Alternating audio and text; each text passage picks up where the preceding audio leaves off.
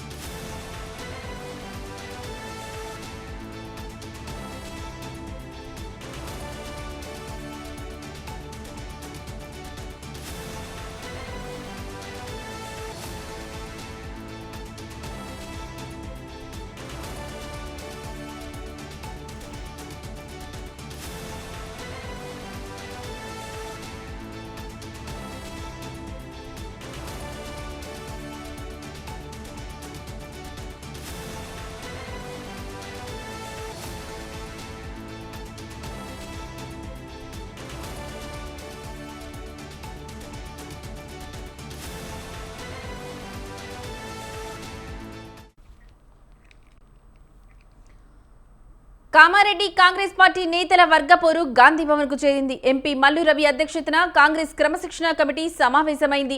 ఇక ఇదే అంశానికి సంబంధించిన మరింత సమాచారం మా కరెస్పాండెంట్ అమర్ ఫోన్ ద్వారా అందిస్తారు. అమర్, చెప్పండి, ఈ క్రమశిక్షణ కమిటీకి సంబంధించి మీ దగ్గర ఉన్న లేటెస్ట్ అప్డేట్స్ ఏంటి? గాంధీ భవన్ కి కామారెడ్డికి సంబంధించినటువంటి కాంగ్రెస్ నాయకుల పంచాయతీ మరొకసారి చేరింది. ఇవాళ క్రమశిక్షణ కమిటీ చైర్మన్ అయినటువంటి మల్లు రవి అధ్యక్షతన ఇవాళ కమిటీ కూడా భేటీ కావడం జరిగింది. ఈ కమిటీ సమావేశం మధ్యాహ్నం 1 గంటలకు మొదలైంది, ఇంకా కొనసాగుతూనే ఉంది. అయితే కామారెడ్డికి సంబంధించినటువంటి కాంగ్రెస్ పార్టీలో అంతర్గత మొసలం అనేది ప్రస్తుతం గాంధీ భవన్ కి చేరుకోవడం, ఉన్నటువంటి మాజీ మంత్రి షబ్బీర్ అలీకి సంబంధించినటువంటి ఒక ఆడియో కూడా ప్రస్తుతం సోషల్ మీడియాలో వైరల్ గా మారింది. అయితే టీపీసీ చీఫ్ అధినేత అయినటువంటి మహేష్ కుమార్ గౌడ్ డబ్బులు తీసుకుంటూ డబ్బులకు అమ్ముడుపోయి పదవులు అమ్ముతున్నారన్న అంశానికి సంబంధించి పూర్తిస్థాయి ఆరోపణలు చేశారు.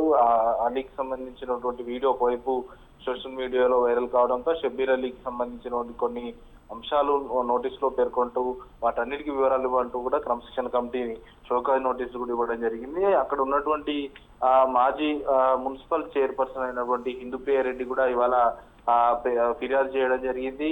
షబ్బీర్ అలీ తీరు మార్చుకోవడం లేదు, షబ్బీర్ అలీ నన్ను అవమానించారంటూ కూడా ఫిర్యాదులో హిందూప్రియారెడ్డి పేర్కోవడం జరిగింది. ఇవాళ హిందూప్రియారెడ్డితో పాటు అక్కడ ఉన్నటువంటి చంద్రశేఖర్ రెడ్డి ఇద్దరు కూడా ప్రస్తుతం షబ్బీర్ అలీ పైన ఫిర్యాదు చేయడం, ఇద్దరు షబ్బీర్ అలీకి సంబంధించినటువంటి తీరును వ్యతిరేకిస్తా ఉన్నారు. పిసిసి సంబంధించినటువంటి ఉద్దేశించి షబ్బీర్ అలీ చేసిన కామెంట్స్ ఒకవైపు ఏఐసిసి అధిష్టానం కూడా సీరియస్ కావడం, తన పేరిట మార్ఫింగ్ వీడియోలు వస్తున్నాయంటూ కూడా ఒకవైపు క్రమశిక్షణ కమిటీకి ఇప్పటికే వివరణ షబ్బీర్ అలీ ఇవ్వడం జరిగింది. షబ్బీర్ అలీ వివరణ తర్వాత కూడా ఇప్పుడు హిందూప్రియ ఫిర్యాదు చేయడం ఈ వ్యవహారం మొత్తం కూడా చర్చకు దారితీసిందని చెప్పుకోవచ్చు. కామారెడ్డి ఫిర్యాదులపై ప్రస్తుతం క్రమశిక్షణ కమిటీ చర్చిస్తా ఉంది. ముఖ్యంగా క్రమశిక్షణ కమిటీ ముందు ఇవాళ హిందూప్రియారెడ్డితో పాటు చంద్రశేఖర్ రెడ్డి ఇద్దరు కూడా దంపతులు విచారణకైతే హాజరు కావడం.